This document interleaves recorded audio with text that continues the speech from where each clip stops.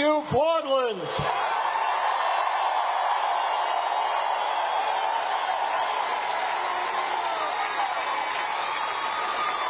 In case you haven't noticed, there are a lot of people here tonight. Let me thank Josh Ritter for the music, Molly White, healthcare worker, and Brian Bryant and the entire union movement here in Maine, Jordan Rosignol for our work in child care, and let me thank your next United States Senator, Graham Plattner.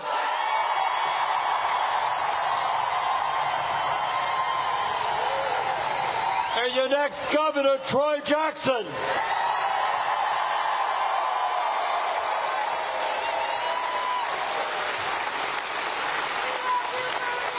It is really an honor to be with you tonight and to tell you that in the last number of months, I have traveled all over this country.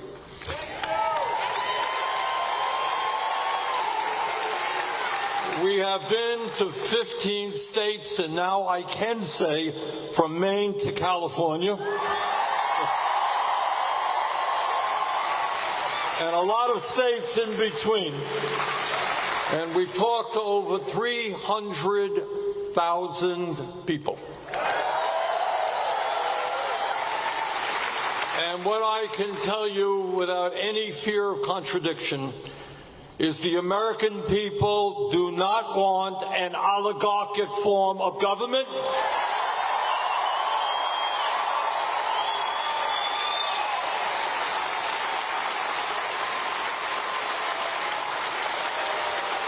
They do not want an authoritarian form of government.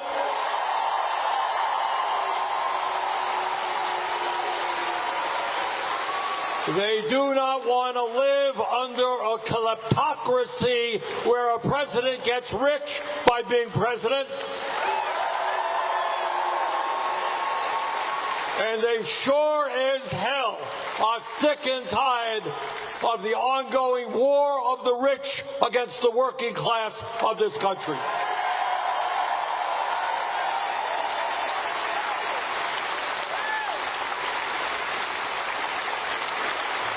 This is an unprecedented and, in fact, dangerous moment in American history. And we have got to respond in an unprecedented way.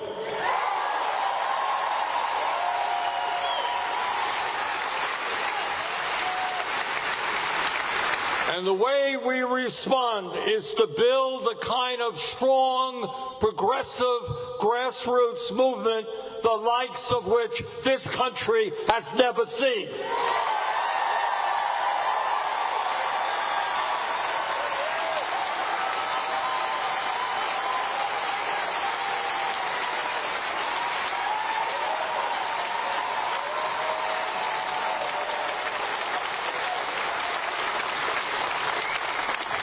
Now, the Trump playbook is not complicated. He does what demagogues historically have always done and are doing today. He's not the only one.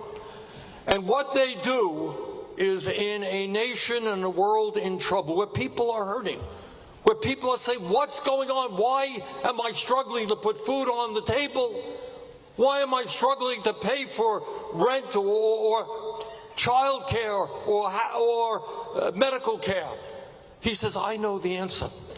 And the answer is it's them. It's that group of people, that minority, politically powerless group of people. They are the cause of all of your problems. Nothing new there.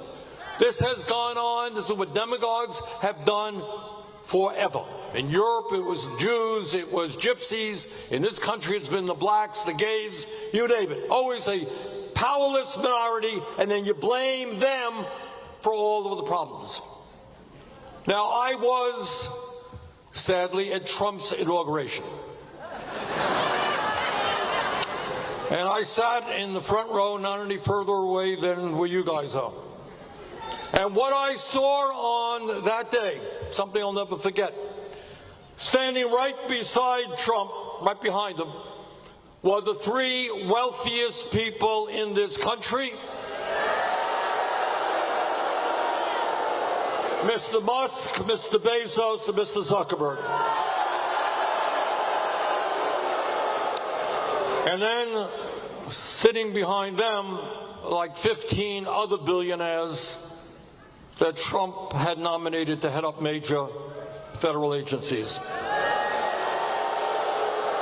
And honestly, what I was thinking then, I'm not a great historian, but I really was thinking about American history, and I was thinking back to Abraham Lincoln in Gettysburg. And many of you remember that a few days after that terrible, terrible battle, that enormously important battle against slavery, when so many soldiers died, Abraham Lincoln, a few days later, goes to the battlefield. And he looks around him and he said, "These men have not died in vain. And we have a vision of America that we're not going to give up on. And that vision is a government of the people." That is our vision.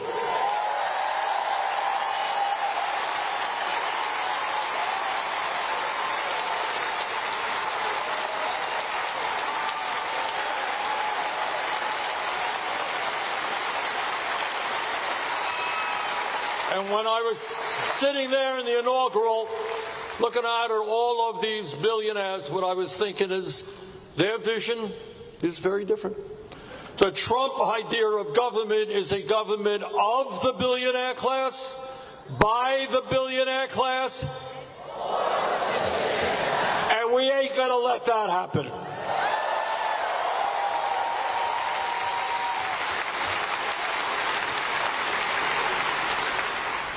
Now, the truth of the matter is that real politics, when you really start thinking about it, ain't complicated. It's about asking a few questions. Where are we today? How did we get here? How can we move forward? What is our vision of the future of America? Where do we want to go? And unfortunately, in the corporate media, we don't discuss these issues too much, and we surely don't do that in the halls of Congress. So let me say a few words about where we are.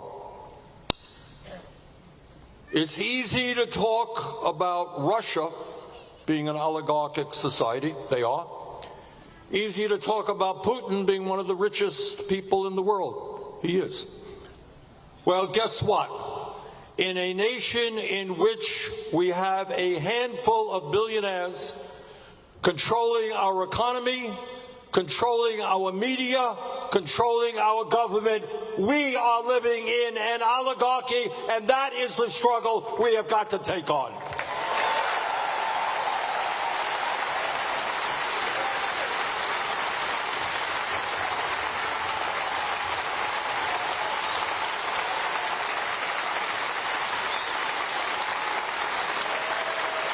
Today in America, we have more income and wealth inequality than we have ever had in the history of the United States of America. Now, you don't see this discussed on TV, and very few people in Congress talk about it. But if you can believe it, and do believe it because it's true, you got one guy, Mr. Musk, who owns more wealth than the bottom 52% of American households. Can you believe that? One man. You got the top 1% owning more wealth than the bottom 93%. You got CEOs of large corporations now making over 350 times more than their average employees.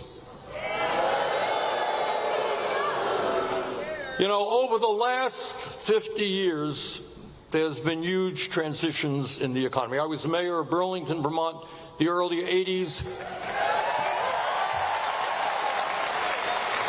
And when I got into City Hall, we didn't have any computers. There were no computers then. And for the young people, there was once a time there were no cell phones. Hard to believe, but it's true. My point is that over that 50 years, there's been a huge explosion in technology. Worker productivity has greatly expanded. The average worker today is producing a lot more than he or she did 50 years ago. But you know what? Despite all of that huge increase in worker productivity, the average weekly wage in inflation adjusted for dollars today is lower than it was 50 years ago. When I was a kid, it was the norm. And I grew up in a working class family. I grew up in a home where we lived in a rent-controlled apartment, thank God, or my family would not have survived. In those days, despite that, in most working class homes, one person in the family could go out and work 40 hours a week and make enough money to pay the bills.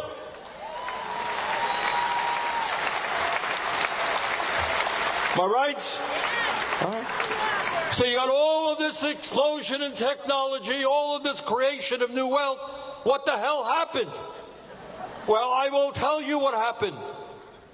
There was a study done by the Rand Corporation, not exactly a socialist organization. And what they found is that during that period, there was a $75 trillion transfer of wealth from the bottom 90% to the top 1%. So you got all this technology, all this increase in worker productivity, and the end result is the people on top today have never, ever had it so good. Now that's one reality. Rich getting richer, never had it so good. But it's not just income and wealth inequality. It's not even just concentration of ownership in sector after sector in our economy, whether it's agriculture, transportation, financial services. You got a small number of huge corporations owning those sectors, determining what price you pay for products and how workers are treated. But it's not even just that. These guys not only own the economy, they now own our corrupt political system. So as a result of this disastrous Citizens United Supreme Court decision, they said, billionaires, hey, you have the freedom to own the American political system, and the billionaires responded accordingly. They create these super PACs where they can spend as much money as they want. Democracy is not about Elon Musk spending $270 million to elect Donald Trump president. And obviously his reward was to become the most powerful person in government for 3 or 4 months until he and Trump had a lover's quarrel. But it is not just Republicans. It is also the fact that billionaires play a much too significant role in the Democratic Party as well.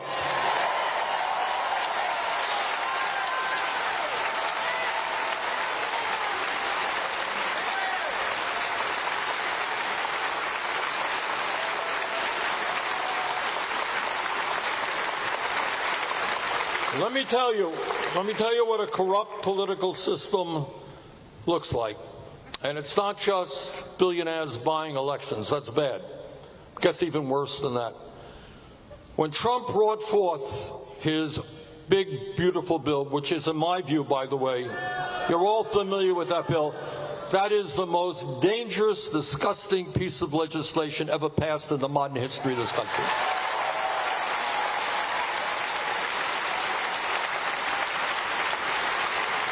As you all know, this is a bill that gave, just think about it. At a time when the rich have never had it so good, gave $1 trillion in tax breaks to the top 1%. At a time when large corporations are enjoying record-breaking profits, they got a $900 billion tax break. But it's even more disgusting than that, because these huge tax breaks for the rich, you know what they were paid for? They were paid for by a $1 trillion cut in Medicaid and a large cut in the Affordable Care Act. They were paid for by a massive cut in nutrition programs for hungry kids. How disgusting is it to give a tax break to a billionaire and take food out of the mouth of kids who are hungry in this country? It was paid for by massive cuts to education, which will make it harder for working class kids to get the higher education that they need. But it goes even beyond that, because what happened is the word gets out to the Republicans that if you stand up and be clear that you're going to oppose this bill, we're going to destroy you politically. There's a guy named Tom Tillis, senator from North Carolina. And Tillis made a mistake. He actually read the legislation. Big mistake. So the guy concludes, he says, I can't vote for this. It's a terrible piece. Hundreds of thousands of people in North Carolina going to lose their health care. Can't vote for it. Within hours, Trump was on social media ripping this guy apart. Billionaires were saying, we are going to primary you. You are finished. And a few hours later, the guy says, I'm out of here. Forget it. I'm not going to run. I can't win. Billionaires are against me. It's all over. Earlier, a few months before that, we had a major budget bill, which was not great, but would have been helpful to working class people. Elon Musk sends out a tweet. He says, anybody who votes for this legislation, I am going to spend unlimited amounts of money to defeat you. You know, in New England, we grow up with the belief that kind of democracy is one person, one vote, not billionaires controlling the political process.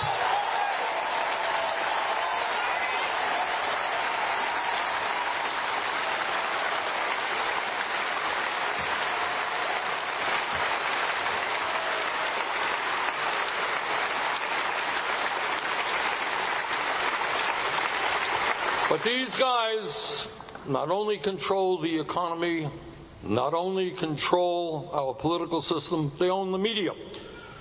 Not an accident Elon Musk owns Twitter. Not an accident that Mark Zuckerberg owns Meta, which controls Facebook and Instagram. Not an accident that Jeff Bezos owns the Washington Post and Twitch. Not an accident that Mr. Ellison recently bought Paramount, which will give him ownership of CBS. Not an accident that Rupert Murdoch owns Fox, the Wall Street Journal, the New York Post, and right-wing publications all across this country. So what I am saying to you, brothers and sisters, we are living in a society where the people on top have unbelievable power over the economy, over the political system, over the media, and over us. And it is time that we say very loudly and clearly that millions of people fought and died to create a government that works for all, not just the 1%.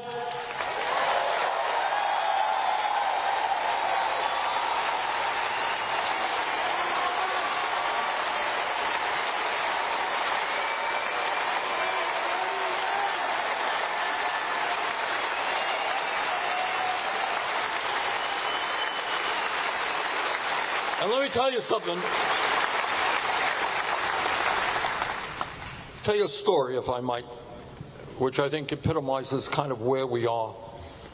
I'm on the Veterans Committee, and I take very seriously the need to make sure that our veterans get all of the health care and the other benefits that they are entitled to. And I go around Vermont. When I go around Vermont, I often meet veterans, and I say, you know, you're entitled to this program. A lot of good VA programs out there. And as often as not, and I'm sure it's the same in Maine, people will say to me, Bernie, I know that, you know, but you know what? There are other veterans that are worse off than I am. I'm okay. I don't need the program. Make sure other people get it.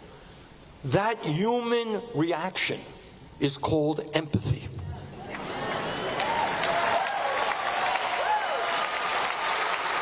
That human reaction says that as a human being, we can't do it alone. We are part of all. That I have got to care about your families have got to care about my family. We are in this together.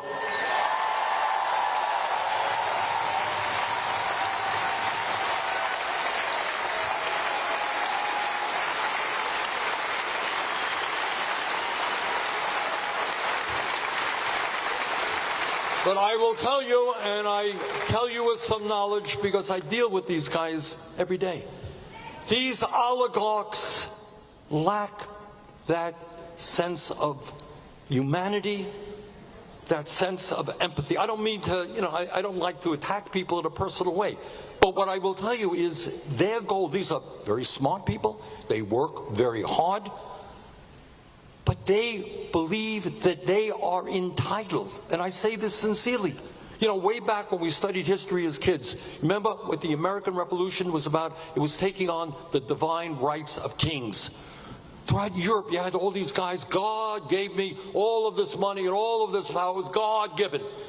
These guys, trust me, believe that they have the right to rule, and democracy is an impediment to their success. They want it all. They want it all, and they don't care who they step on in order to get even more and more. You would think, look, everybody in this room, this arena, wants a good life. We all want money. We all want to live comfortably. That's kind of natural. But if you had $5 billion, you might think, hey, I did it. I got everything I'm ever going to need in my life. How many homes?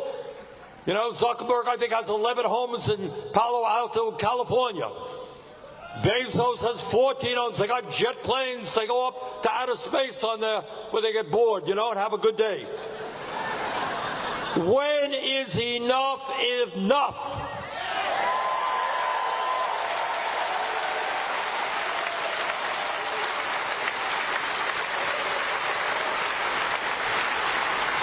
They are prepared to destroy Social Security, Medicare, Medicaid, the VA, in order to get more for themselves. And the reason is they are very religious people. But you know what their religion is? It's not the Sermon on the Mount. It's not do unto others as you would have them do unto you. Their religion is greed. And they worship on the altar of money. They want more and more and more, and they could care less about the implications of their greed. Love you too.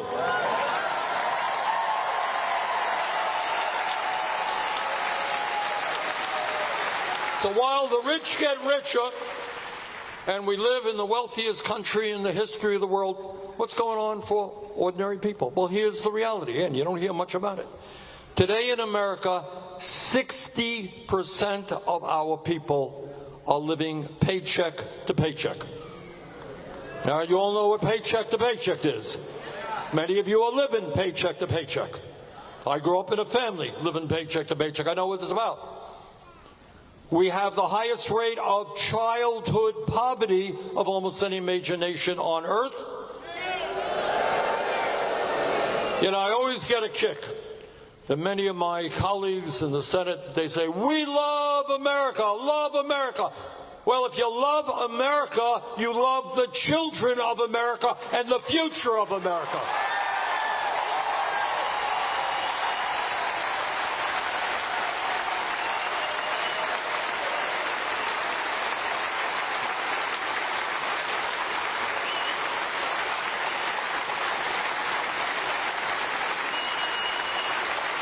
It's not just the kids, not just the children. We have the highest rate of senior poverty of almost any major country on earth.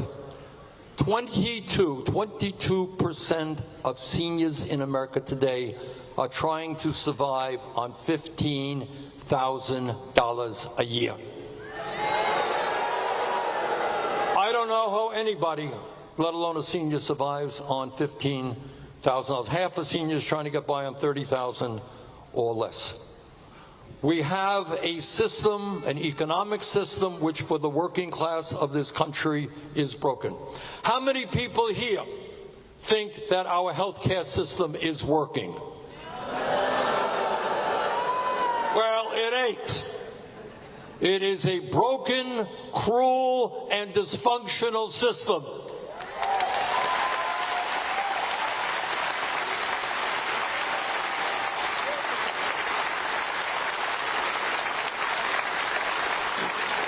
The function of the current healthcare system is not to do what virtually every other major country does, and that is to provide healthcare to all as a human right. The function of this system is to make as much money for the drug companies and the insurance companies as it can. So you got a healthcare system which is broken. You got, in terms of our young people, a child care system. I don't know how it's doing here in Portland, but in Vermont, many places of the country, incredibly expensive, while child care workers are paid totally inadequate wages. We have an education system right now in which Trump and his friends basically want to destroy public education in America. We have teachers in rural areas in my state, and I expect in your state, starting off at $35,000, $40,000 a year. We got millions of young people who can't afford to go to college because they don't want to leave school $50,000 or $100,000 in debt. You want to go to medical school, you're a working class kid, you want to go to medical school, you know what you're going to leave school in debt with? $500,000. So you got an economy that's working for the rich, you got a healthcare system that is broken, you got an education system that is broken, and you got a housing system that is totally broken. You know, I did some calculations. I'm not 100% sure of this. But it's, again, I said my family had no money, but we lived in a rent-controlled apartment. And I figured it out, given my dad's salary, we ended up paying about 18% of our income in housing, 18%. Does anybody here know anybody that's paying 18% today? The truth is that we got 20 million households that are paying 50% or more for housing. So if you're paying 50% for housing of your income, what the hell do you have left to spend on?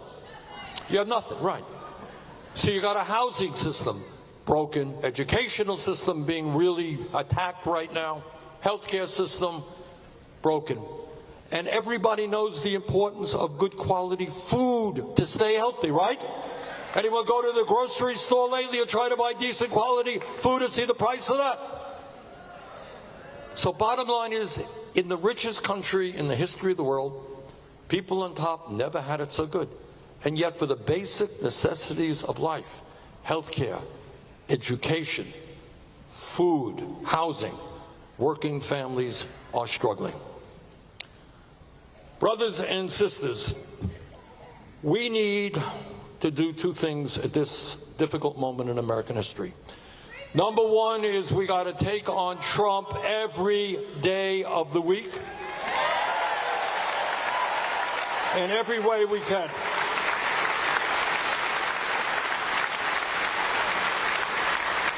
And it's not just taking them on economic issues.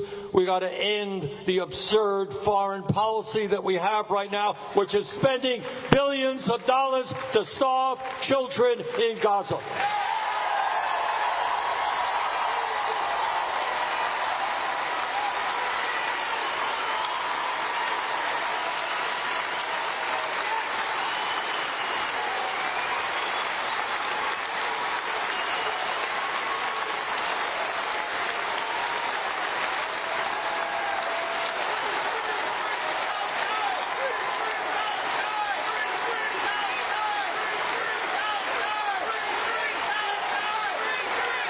And one of the reasons that I want Graham Plattner in the Senate with me is he will stand with me. No more money for the Israeli war machine that is destroying the people of Palestine.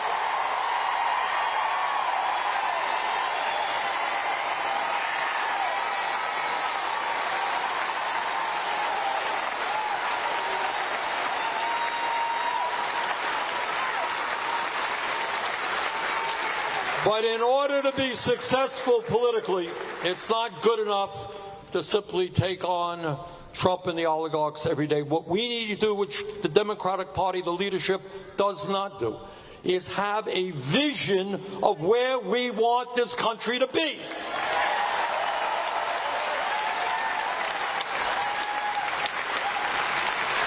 And let me just remind all of you that the truth of the matter is that in the richest country on earth, and at a time, and I got a lot of concerns about AI and robotics. I don't know that we can get into it tonight, but that's a whole other issue. But we have the potential to become even richer. And from a world historical point of view, throughout the history of the world, and today, people are struggling, and there are countries in the world where people are trying to survive on $1 a day. Kids are dying from easily preventable diseases. Throughout history, human beings have struggled just to stay alive. For the first time in world history, human history, we now have the opportunity with sane democratic policies to create a decent life for every man, woman, and child in this country. That is not a radical idea.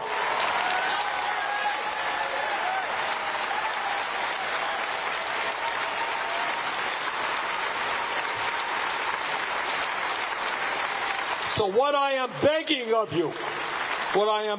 of you is don't think small, think big.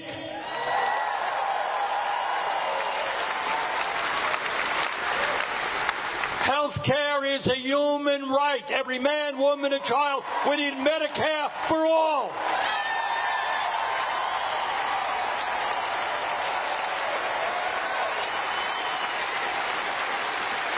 And I want young people to become doctors and nurses and healthcare professionals without going deeply into debt, because we desperately need you.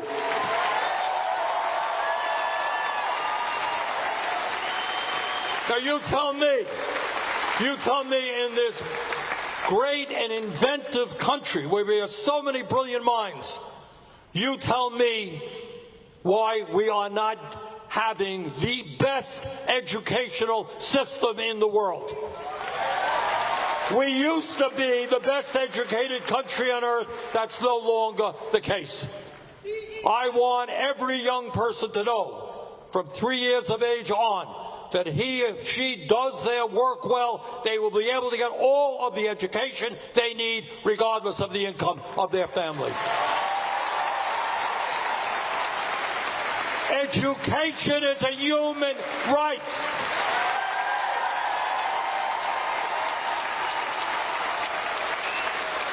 We need to attract the best and the brightest into education and pay them the kind of salaries that their work demands. Which is why I've introduced legislation that no teacher in America should make a starting salary of less than $60,000 a year.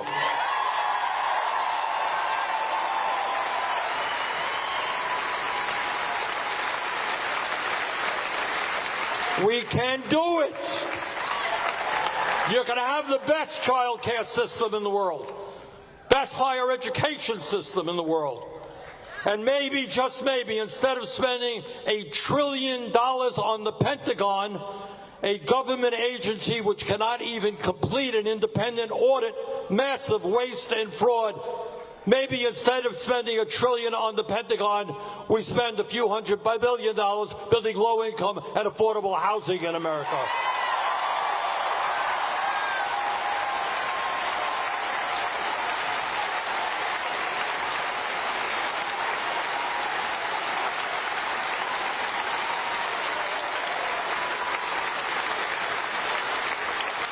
Maybe instead of giving tax breaks to the fossil fuel industry, we start investing in the cheapest form of new electricity, solar and wind, to create millions of jobs to save the planet.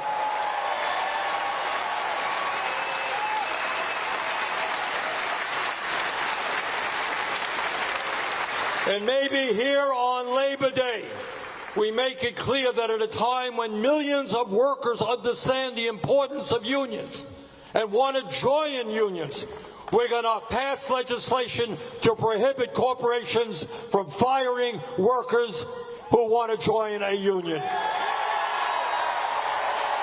We're going to pass the PRO Act. We're going to raise the minimum wage to a living wage, $17 an hour.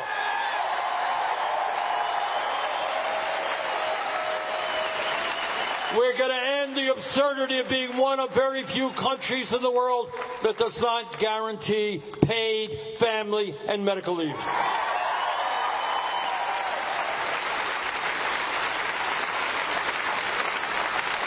Now, at a time when so many seniors are struggling, when half of older workers have nothing in the bank as they face retirement, you got Republicans out there talking about their desire to cut Social Security. Well, we're not going to cut Social Security. We're going to expand Social Security benefits.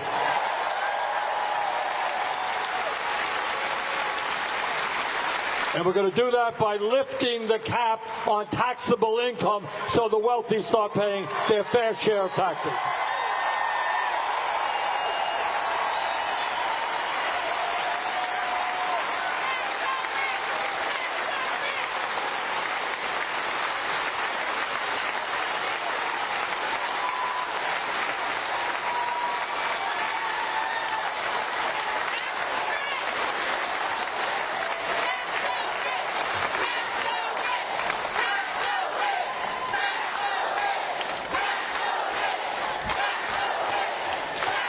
Absolutely.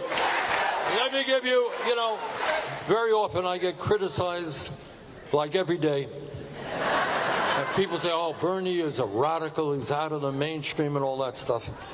I want you to understand, please understand that everything we are talking about are supported by a majority of the American people. These are not radical ideas.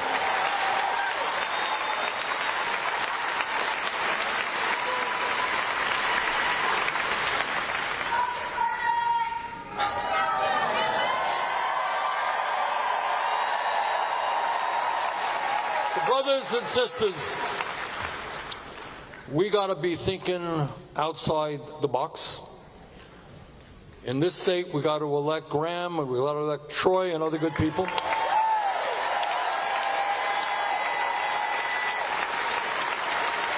But they can't do it alone. They really can't.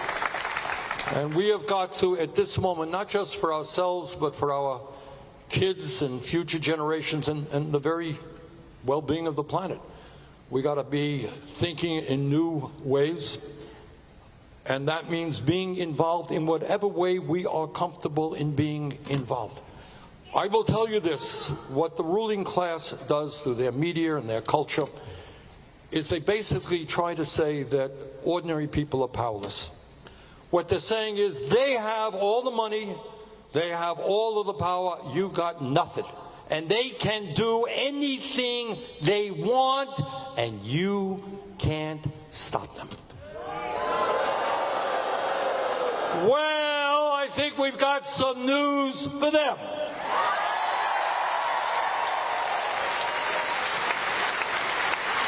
Not only can we stop them, not only will we stop them, but for the future of this country and, in fact, the world, we must stop them.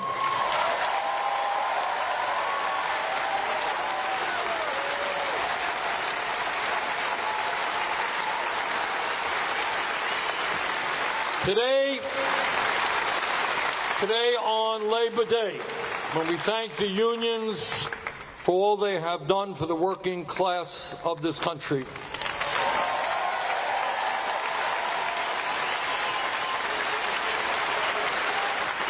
we understand and remember what a union is. A union is the understanding that one person cannot do it alone, that we all have got to come together to fight with and for each other.